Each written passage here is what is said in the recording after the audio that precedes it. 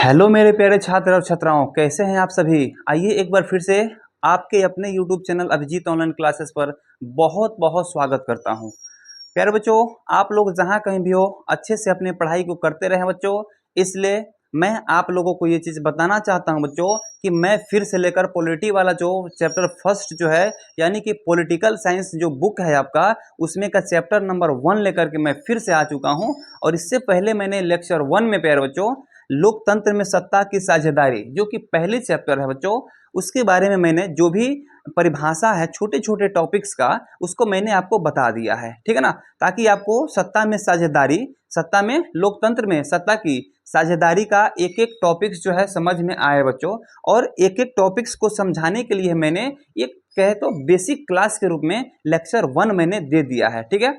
और आज फिर लेकर के आया हूं बच्चों लेक्चर नंबर 2 जो कि लोकतंत्र में सत्ता की साझेदारी चैप्टर के लिए होने वाला है बच्चों। अब हम करेंगे ये बच्चों, ये जो है पॉलिटिकल साइंस के चैप्टर है, ठीक है ना। और ये चैप्टर का नाम है लोकतंत्र में सत्ता की साझेदारी। और स्पेशली ये क्लास 10th के लिए एक बुक है, उस बुक से जो है आपका ये चैप्टर होने वाला है बच्चों, ठीक है ना। तो चलिए प्यारे बच्चों, हम इसमें पहले लेक्चर 1 में क्या क्या पढ़ लिए हैं बच्चों। लेक्चर 1 में जो है हम लोग क्या क्या पढ़ लिए हैं, सबसे पहले हम लोग करेंगे उसका रिवीजन, है ना बच्चों। तो हम उसका क्या करेंगे जी, उसका करेंगे हम रिवीजन। तो प्यारे बच्चों, हम इससे पहले वाले वीडियो में जो है, इससे पहले वाले क्लास में आप लोगों को जो है राजनीति शास्त्र के बारे में बताया था बच्चों। सबसे पहला टॉपिक राजनीति राजनीति शास्त्र के बारे में बता दिया है आपको, ठीक है। दूसरा नंबर का है बच्चों, तो मैंने आपको लोकतंत्र क्या है, लोकतंत्र के प्रकार को भी मैंने बता दिया है, जाकर वीडियो में आप देख सकते हैं।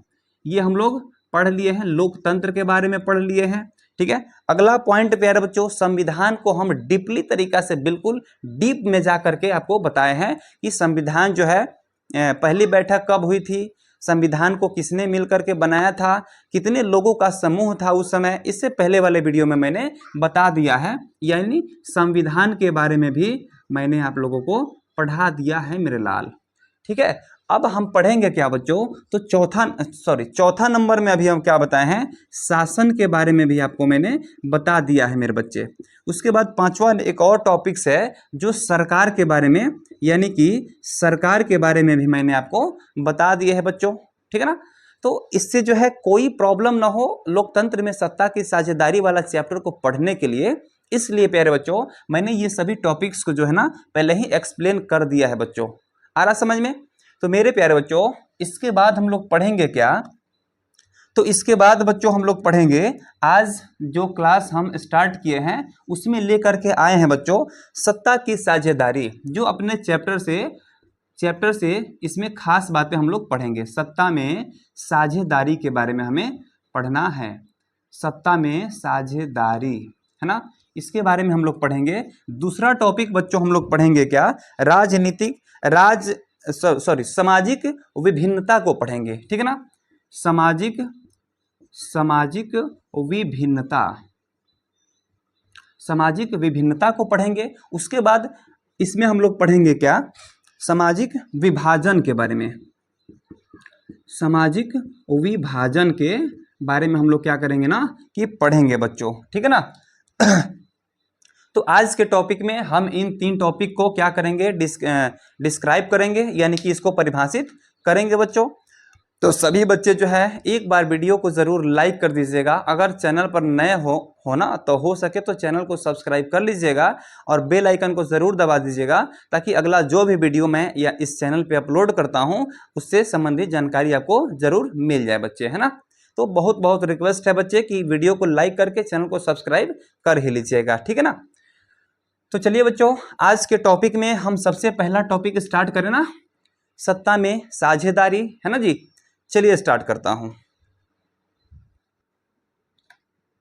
आइए प्यारे बच्चों, सबसे पहला हम लोग का टॉपिक क्या होने वाला है, सत्ता की साझेदारी, है ना जी। सत्ता की साझेदारी।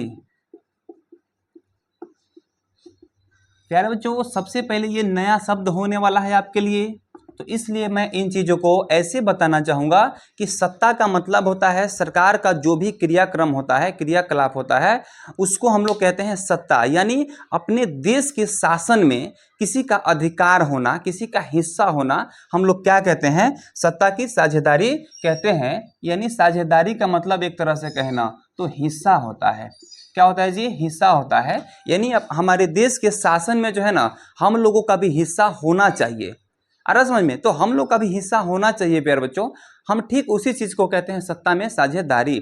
तो हम सबसे पहले सत्ता में साझेदारी को करेंगे एक्सप्लेन। यानी कि समाज के सभी वर्ग के, यहाँ पे लिखेंगे बच्चों कि समाज के सभी वर्ग के, परिभाषा इसका खूब अच्छा से लिखेंगे बच्चों, ठीक है ना? समाज के सभी वर्ग के लोगों को, सभी वर्ग के लोगों को, सभी वर्ग के लोगों को सरकार में हिस्सेदारी देना।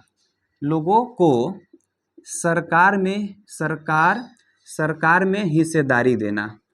सरकार में क्या करना जी? तो हिस्सेदारी देना, है ना जी? हिस्सेदारी देना क्या कहलाता है? क्या कहलाता है बच्चों? हिस्सेदारी देना कहलाता है सत्ता की साझेदारी। सत्ता की साझेदारी कहलाता है, ठीक है ना? सत्ता की साझेदारी कहलाता है बच्चों, ठीक है ना? जिसमें क्या करता है कि जनता जो है ना, जनता सरकार से क्या करती है? सरकार से हिस्सा लेती है। यानी यहाँ पे जनता जो है ना, मिल करके एक सरकार को बनाती है। यानी जनता का क्या होता है? सरकार में हिस्सा होता है। इसी को कहते हैं सत्ता की साझेदारी। सत्ता की साझेदारी, ठीक है ना? आ गया समझ में? चलिए इसके बाद जो है नेक्स्ट टॉपिक आएगा। चलिए यहाँ से जो है इसको हटा देता हूँ। यहाँ पे उसके बाद टॉपिक क्या आएगा बच्चों? पहला टॉपिक ये हो गया, ठीक है ना? टॉपिक नंबर 1 यहाँ पे हो गया ये, ठीक है। दूसरा नंबर टॉपिक बच्चों आप यहाँ पे देख सकते हैं कि सत्ता के साझेदारी क्यों जरूरी है। सरकार में जनता की जो है ना हिस्सेदारी जरूरी क्यों है बच्चों? तो ये तो सोचने वाली बात है कि अगर सरकार में जनता की अगर हिस्सेदारी नहीं होती है तो सरकार अपने मन से जैसे मन करे वैसे काम कर सकती है। यानी जिसका सरकार है वह चाहे तो गलत तरीका से काम को भी कर सकता है और सही तरीका से भी काम को कर सकता है, उसकी मर्जी चलेगी। तो इसलिए जनता की सत्ता में हमेशा के लिए साझेदारी होती है कि कुछ नेता जो है कुछ लोगों की तरफ से चुन लिया जाएगा और कुछ नेता जो है कुछ लोगों की तरफ से चुन लिए जाएंगे और तब जो है कुल मिला करके सरकार को संचालित किया जाएगा, ठीक है ना? तो इसी के लिए यहाँ पर हम लिखेंगे क्या? सत्ता की साझेदारी क्यों जरूरी है। यहाँ पे लिखेंगे क्या बच्चों? सत्ता की साझेदारी क्यों जरूरी है ना जी? क्यों जरूरी है? सवाल बनता है ना एकदम, क्यों जरूरी है? बड़ी दमदार सवाल है कि सत्ता की साझेदारी क्यों जरूरी है बच्चों, ठीक है ना? उत्तर इसका लिखेंगे, बड़ी शांतिपूर्वक लिखेंगे बच्चों इसका उत्तर कि शासन व्यवस्था में, लिखेंगे क्या कि शासन व्यवस्था में समाज के सभी वर्गों को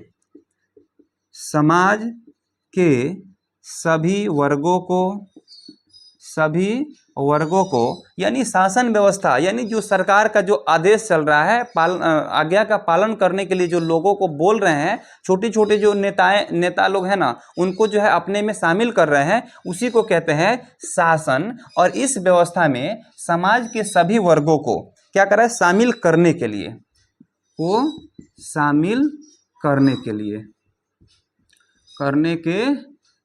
ठीक है ना? शामिल करने के लिए। क्यों कह रहा है कि सत्ता की साझेदारी क्यों जरूरी है? तो शासन के व्यवस्था में समाज के सभी वर्गों को शामिल करने के लिए, ठीक है ना? चलिए दूसरा अगर पॉइंट देखें बच्चों, दूसरा अगर पॉइंट हम लगा ले यहाँ पर, तो हम ये कह सकते हैं कि सामाजिक समूहों के बीच, ठीक है ना जी, सामाजिक समूहों के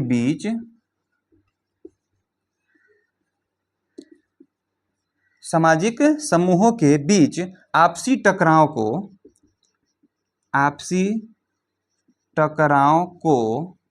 ठीक है ना, आपसी टकराव को कम करने के लिए,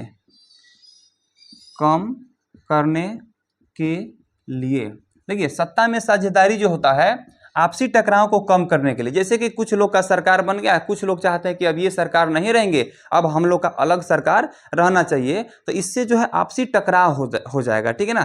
तो इस टकराव को दूर रखने के लिए, इस टकराव से दूर रहने के लिए सरकार क्या करती है कि सत्ता में सभी जनता का क्या रखती है, साझेदारी रखती है। जैसे सत्ता की साझेदारी जो है कई तरह से किया जाता है, जैसे जाति के आधार पर हो गया, काम के आधार पर हो गया, इसको हम आगे बताएंगे, ठीक है। तब तक के लिए यहाँ पर समझेंगे कि इसको कम करने के लिए, यानी कि सभी लोगों का सत्ता में साझेदारी होना जरूरी है। आप लोग देखे होंगे कि मुखिया का जब इलेक्शन आता है ना, तो उस समय सीट जो है SC ST वाला कर दिया जाता है, यानी कि जो बड़े लोग हैं, बड़े कास्ट के लोग हैं, वे लोग इलेक्शन नहीं लड़ेंगे। इसके लिए क्या करना पड़ता है कि आगे जो है ना पदों पर क्या किया गया रहता है कि बहुत सारे लोगों का पोस्ट मिल गया रहता है, तो छोटे पदों पर जो है ना इन लोगों को रखना जरूरी हो जाता है। इसलिए छोटे लोगों के लिए जो है, नीच कास्ट के लोगों के लिए भी एक अवसर प्रदान किया जाता है कि उन लोगों का भी सत्ता में साझेदारी होना चाहिए, ठीक है। तो इससे क्या होता है, आपसी टकराव कम हो जाता है। इसलिए कह रहे हैं कि सामाजिक समूहों के बीच आपसी टकराव को कम करने के लिए, ठीक है। अगला पॉइंट देखें मेरे बच्चों, तो ये कह सकते हैं कि राजनीतिक व्यवस्था को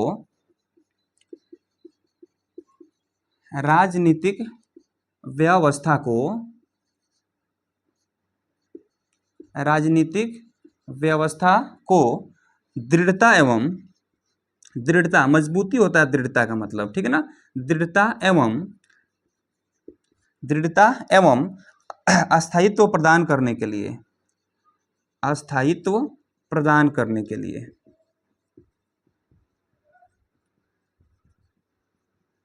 ठीक है ना।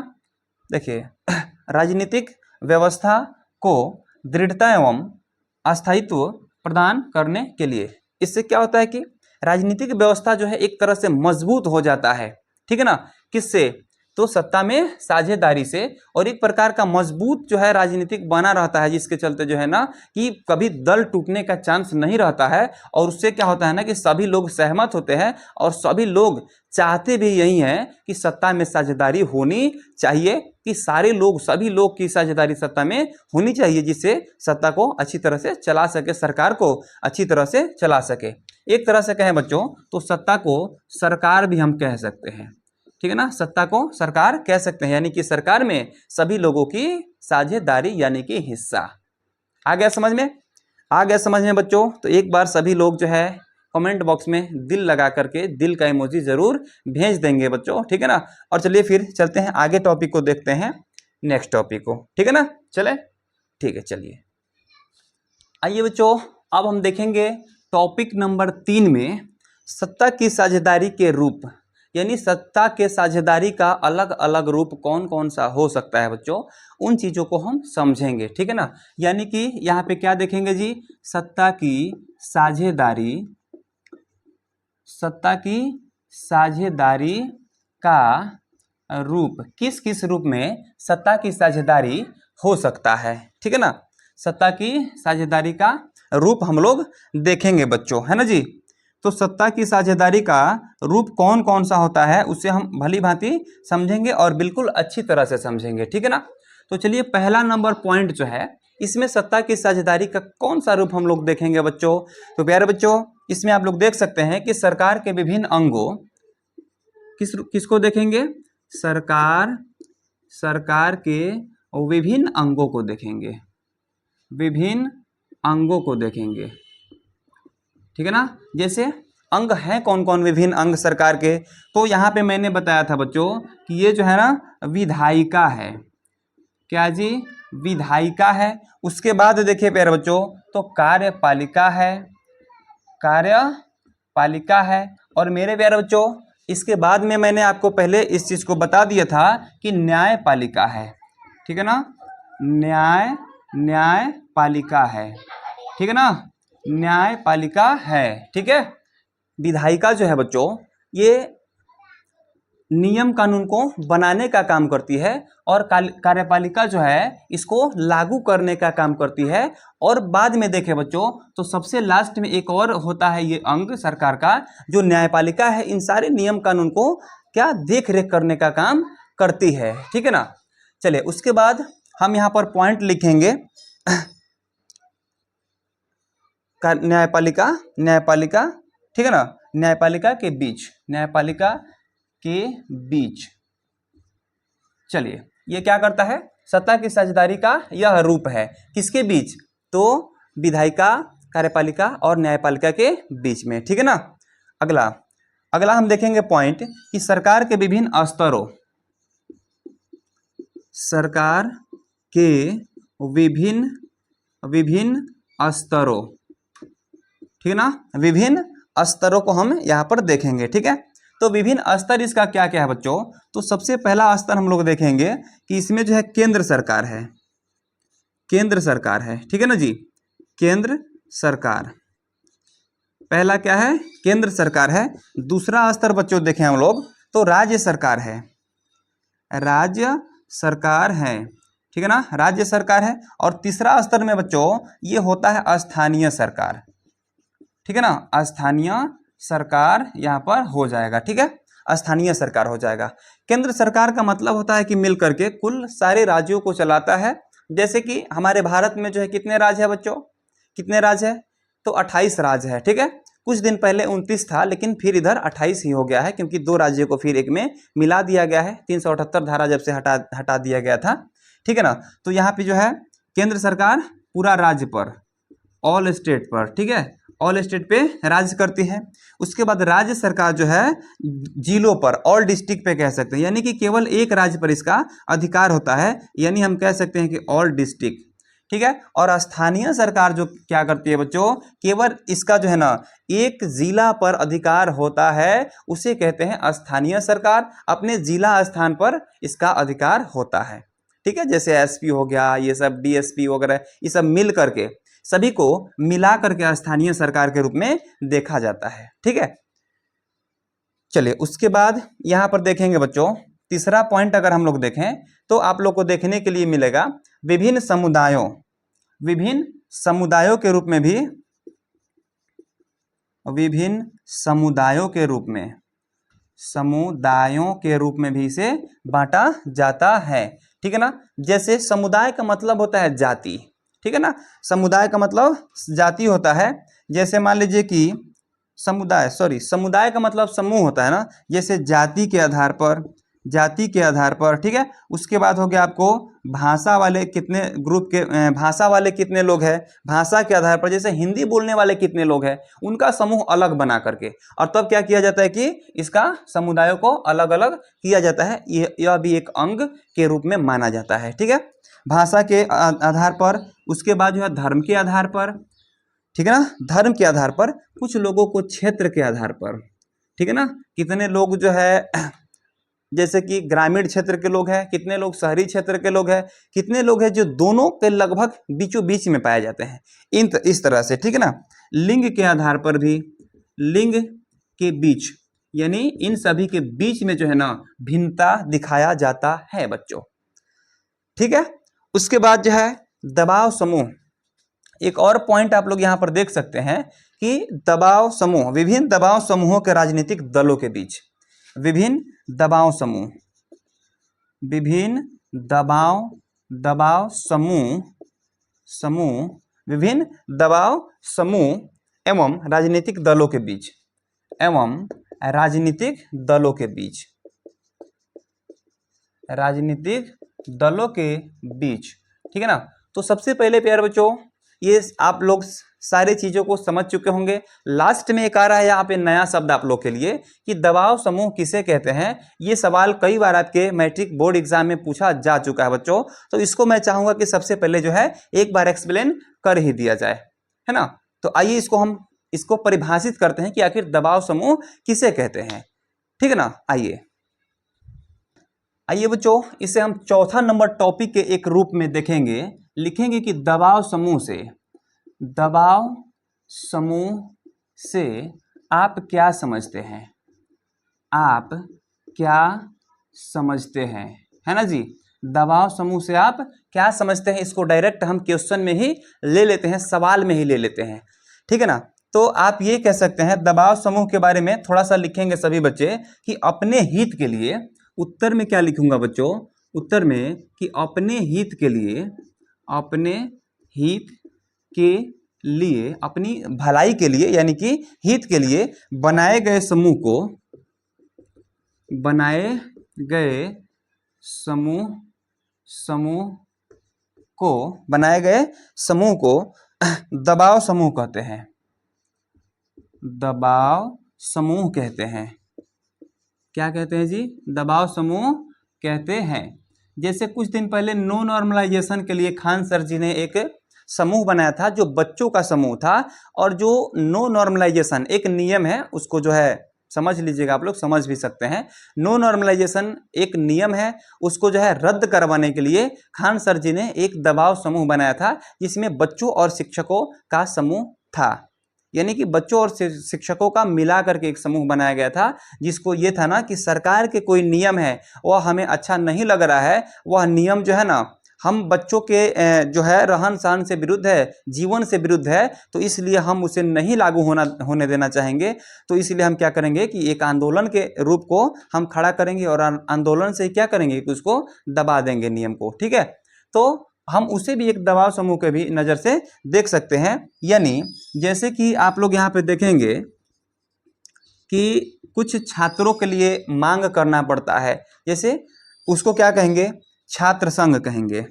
उस छात्रों के आंदोलन के लिए जो बनाया जाता है समूह, उसको क्या कहते हैं? छात्र संघ कहते हैं, छात्र संघ कहते हैं। छात्र संघ हो गया। शिक्षक लोग भी वेतन वगैरह बढ़ाने के लिए एक उस दबाव समूह बनाते हैं, तो इसको शिक्षक संघ कहेंगे। ठीक है, शिक्षक संघ कहेंगे। उसके बाद किसान संघ होता है।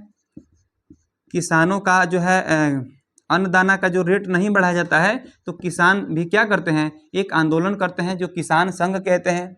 मजदूरों को अच्छा से जो है सैलरी नहीं दिया जाता है, तो मजदूर संघ, मजदूर संघ एक क्या बनाते हैं ये लोग?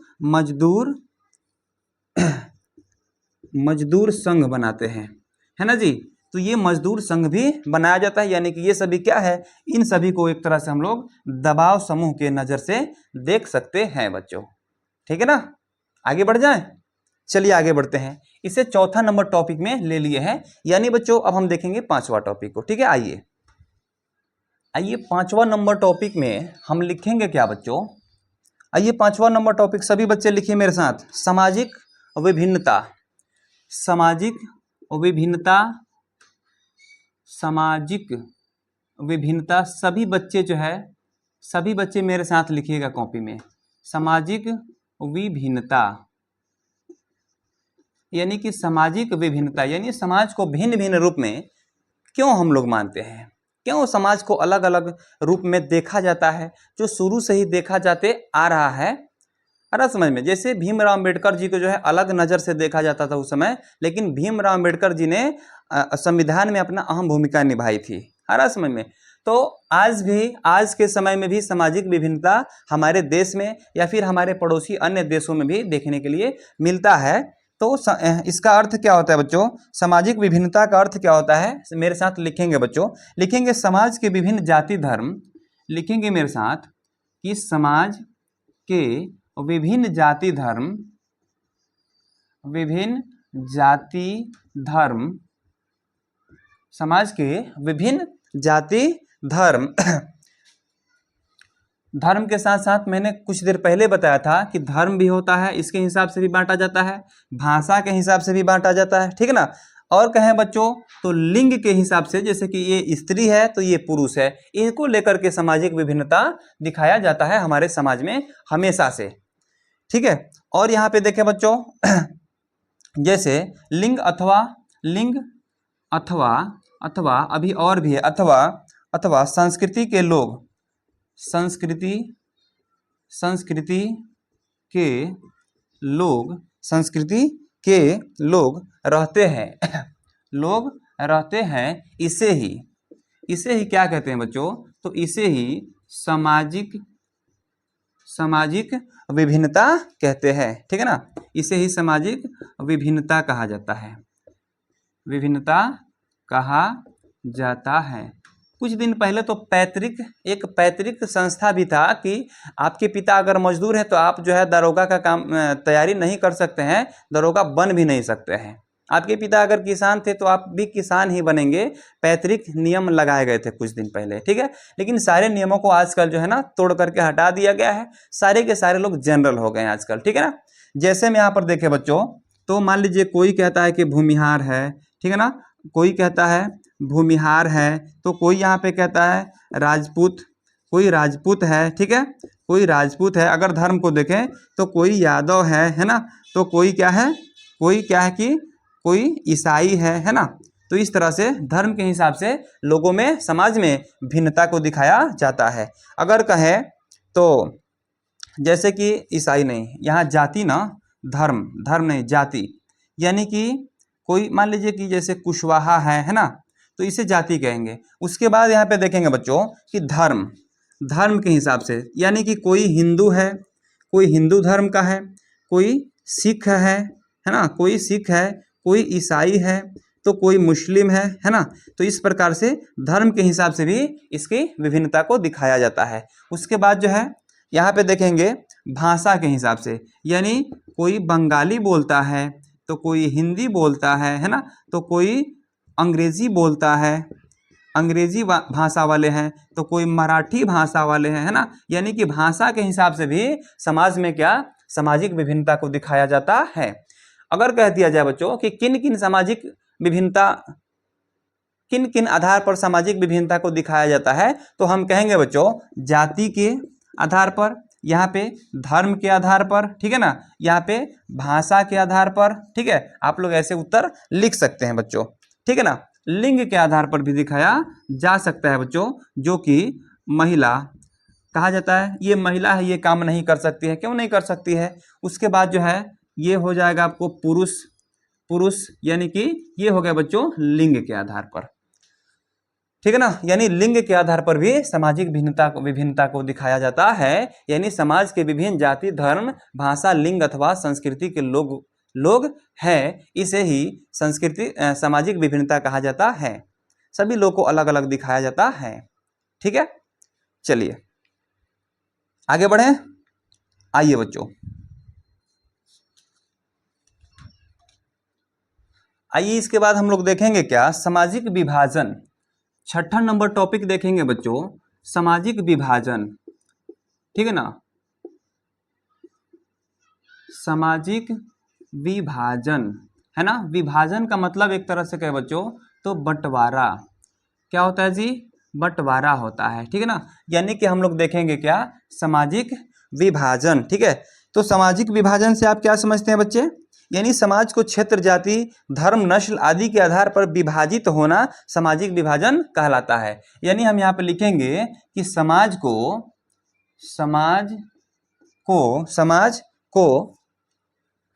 का क्षेत्र, जाति, धर्म, ठीक है, क्षेत्र, जाति, धर्म, ठीक है ना, क्षेत्र, जाति, धर्म, नस्ल के आधार पर भी लोगों को बांटा जा रहा है, ठीक है। नस्ल आदि के आधार पर इन सभी के आधार पर क्या करना जी, क्या करना, आधार पर विभाजन होना क्या कहलाता है, क्या कहलाता है जी, सामाजिक विभाजन, सामाजिक विभाजन कहलाता है, सामाजिक विभाजन कहलाता है, ठीक है ना। अगर लोगों को जाति, धर्म, नस्ल, भाषा, अभी कुछ देर पहले बताए थे, इन सभी के आधार पर अगर बांट दिया जाता है ना, अलग अलग भाग में बांट दिया जाता है, उसी को क्या कहते हैं मेरे बच्चों, तो हम उसी को कहते हैं सामाजिक विभाजन, ठीक है ना। जैसे यहाँ पर नोट में थोड़ा सा एक चीज आप लोग लिखेंगे बच्चों, नोट में आप लोग यहाँ पर लिख लेंगे, एक चीज मैं बताने जा रहा हूँ कि सामाजिक विभाजन तब होता है, बोलिए सामाजिक विभाजन कब होता है, तो हम यहाँ पे लिखेंगे कि सामाजिक विभाजन तब होता है,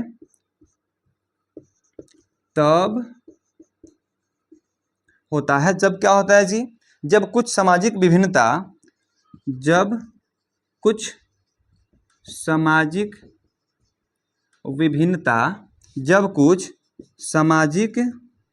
विभिन्नता ठीक है ना। क्या होता है, दूसरी अनेक भिन्नता से ऊपर और बड़े हो जाते हैं। दूसरी विभिन्नता से, एक तरह से लिख सकते हैं कि ऊपर या बड़े हो जाते हैं, बड़े हो जाते हैं, ठीक है ना। जैसे मान लीजिए कि मुस्लिम लोगों को हमारे यहाँ राशन अगर दे दिया जाए, या फिर हिंदू लोगों को राशन दे दिया जाए, मुस्लिम लोगों को अगर राशन नहीं दिया जाए, ठीक है ना। तो इस तरह से एक तरह बहुत बड़ा ऊपर का है ना, तो भिन्नता दिखाया जा रहा है। आ रहा है समझ में। तो इसलिए उस समय सामाजिक विभाजन हो जाता है। वे लोग कहेंगे कि नहीं नहीं, हम लोग आप लोग में नहीं रहेंगे, कि हम लोग का क्षेत्र जो है अलग होना चाहिए और आप लोग का क्षेत्र अलग होना चाहिए। तो उस समय क्या होता है कि सामाजिक विभाजन हो जाता है, जब विभिन्नता जो है दूसरी विभिन्नता से ऊपर यानी कि बड़े हो जाते हैं। यानी बड़ी विभिन्नता जो है ना जब भी होंगे तब सामाजिक विभाजन होंगे।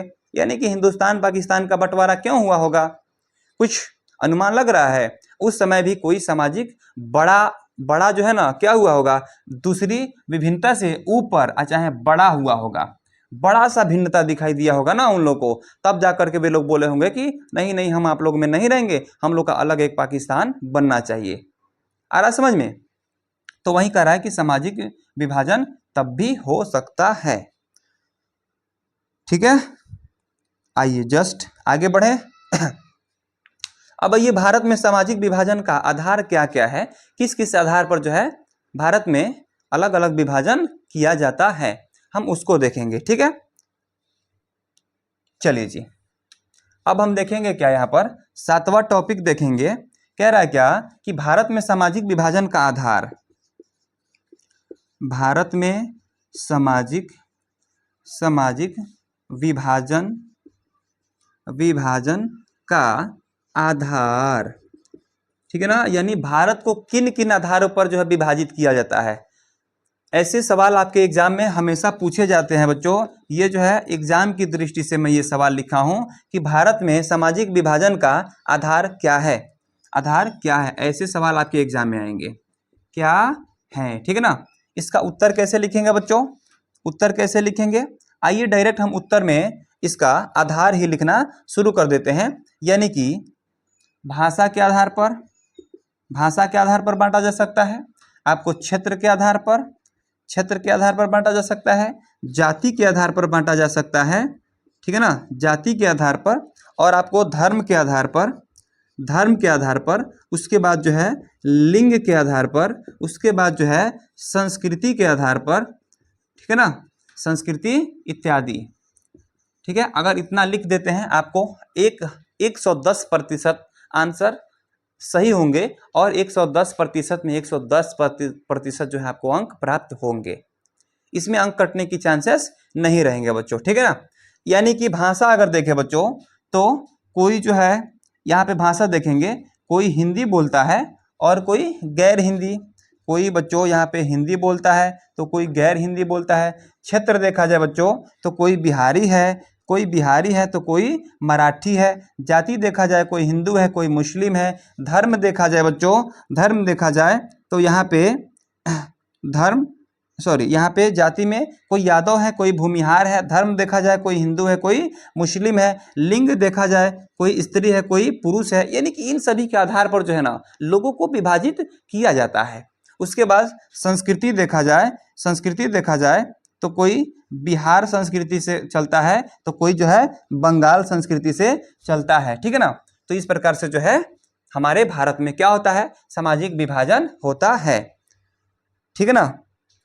चलिए अब हम नेक्स्ट आगे बढ़े, थोड़ा सा एक आध दो और पॉइंट है उसको भी दिखा देते हैं, ठीक है ना, उसको भी दिखा देते हैं। आइए जल्दी से, आइए प्यारे बच्चों, लास्ट में हम 7 टॉपिक को लगभग देख चुके हैं, ठीक है ना। अब हम लोग देखेंगे 8वां टॉपिक को। यानी 8वां टॉपिक में बड़ी ही सुंदर विभाजन के बारे में बोला है, जन्म आधारित सामाजिक विभाजन, ठीक है ना। यहाँ पे देखेंगे बच्चों जन्म आधारित, यानी जन्म के आधार पर भी जन्म आधारित सामाजिक विभाजन, सामाजिक विभाजन, ठीक है ना। देखिए जन्म पर भी आधारित सामाजिक विभाजन होता है क्या, कुछ बच्चे ये सोच रहे होंगे, ठीक है ना। तो देखिए जन्म पर आधारित जन्म आधारित सामाजिक विभाजन जो है कैसे कैसे होता है इसको समझेंगे बच्चों ठीक से। ठीक है, कह रहा है कि जो सामाजिक विभाजन, यहां पे लिखेंगे कि जो सामाजिक विभाजन, जो सामाजिक विभाजन जन्म का परिणाम होता है। क्या होता है जी? जन्म का परिणाम होता है। जन्म का परिणाम होता है, जन्म का परिणाम होता है, उसे जन्म आधारित सामाजिक विभाजन कहते हैं। उसे क्या कहते हैं? उसे जन्म आधारित, उसे जन्म आधारित सामाजिक विभाजन कहते हैं। सामाजिक विभाजन कहते हैं। ठीक है ना जी? जन्म आधारित सामाजिक विभाजन कहते हैं। ठीक है, अब देखिए, जन्म आधारित सामाजिक विभाजन का मतलब होता है कि जन्म से ही उसका विभाजन कर दिया जाता है। तो आप कहेंगे कि सर ये जन्म से कैसे विभाजन किया जाता है ना? तो देखिए, कोई जन्म लेता है, जैसे जन्म कोई ले रहा है कैसे, तो कोई जन्म लेता है बच्चों, जैसे यहाँ पे देखेंगे, चलिए इसको हटाते हैं। जैसे में बात किया जाए तो कोई स्त्री हो जाता है, कोई स्त्री हो जाता है बच्चों, तो कोई यहाँ पे पुरुष हो जाता है। ठीक है, कोई बच्चों यहाँ पे काला हो जाता है, ठीक है ना, करिया मतलब काला हो जाता है, तो कोई क्या होता है कि गोरा हो जाता है। ठीक है ना, कोई गोरा हो जाता है, कोई लंबा हो जाता है, कोई लंबा हो जाता है, तो कोई क्या होता है मेरे लाल कि नाटा हो जाता है। और जो नाटा हो जाता है ना, सबसे पहले उसको डिफेंस लाइन में कोई जगह नहीं मिलता है, यानी पुलिस लाइन में इनको नहीं भेजा जा सकता है। ठीक है, जो लंबा लंबा व्यक्ति होता है वहीं जाता है सब। जो गोरा व्यक्ति है उसको जो है कहा जाता है कि यह गोरा है, यह काला कलूटा है। ठीक है ना, ये पुरुष है, ये काम कर सकते हैं, पुरुष के लिए इतना सीट है, पुरुष के लिए कुछ अलग सीट होता है, स्त्री के लिए किसी जॉब में अलग सीट होता है ना। तो इस प्रकार से जो है ये जन्म के समय से ही इसका विभाजन किया जाता है बच्चा जी, है ना। तो प्यारे बच्चों, आज हम लोग पढ़े क्या? तो आज हम लोग पढ़ लिए यहाँ पे 3 चीज। क्या क्या बच्चों? तो सत्ता की साझेदारी, सामाजिक विभिन्नता और सामाजिक विभाजन को हम लोग पढ़े। और बाकी का टॉपिक फिर हम लेकर के आ रहे हैं अगले वीडियो में। तब तक के लिए जितने भी बच्चे मेरे चैनल पर नए थे उनसे मेरा हाथ जोड़कर एक बार निवेदन है कि वीडियो को लाइक कर दीजिएगा और चैनल को सब्सक्राइब जरूर कर दीजिएगा, ताकि जो भी वीडियो मैं अपलोड करता हूं सबसे पहले आप तक पहुंच जाए और आपको जो है मैट्रिक एग्जाम तैयारी में, मैट्रिक परीक्षा की तैयारी के लिए हमसे जो है सहायता मिल सके।